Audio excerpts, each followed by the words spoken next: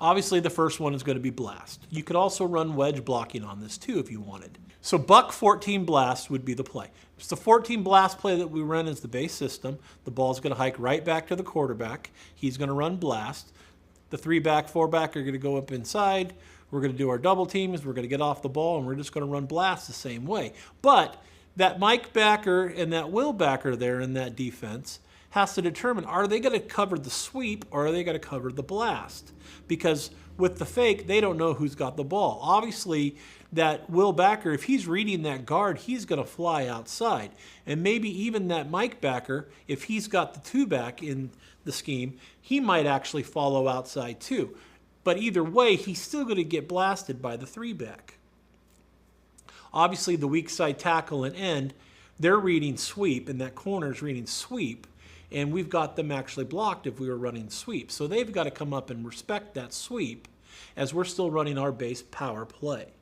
And what we, in this, especially against this defense, you've seen we really haven't lost anything blocking-wise against a 5-3 type defense because we're pulling. If it was an even type front, then definitely the center would be pulling, which would really mess with the Mike linebacker.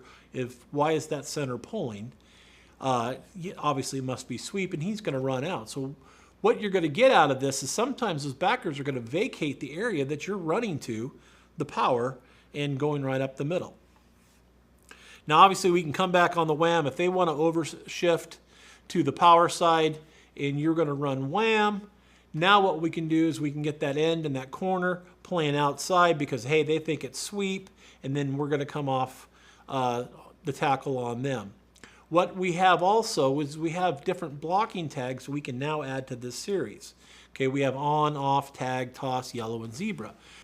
Okay, so these are some of the blocking adjustments that we have. We call on, the onside guard is going to kick out, and the fullback now can do something different, or he could lead through.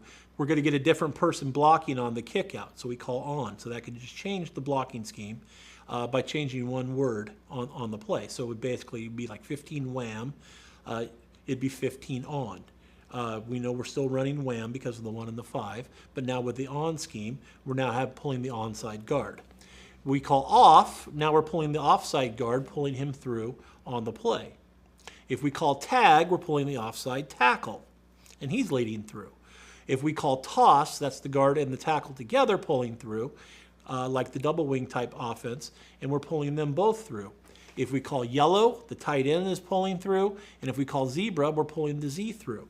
What you're seeing is that we could add other people to the play. We could really overwhelm them by pulling, basically everybody to that side by these different tags, and by the names we're adding together, we can adjust this play. And what we've got now is we've got 1, 2, 3, 4, 5, 6 different blocking schemes to add to the Wham play to make it a little bit more difficult for the defense, and something that you could add during the game.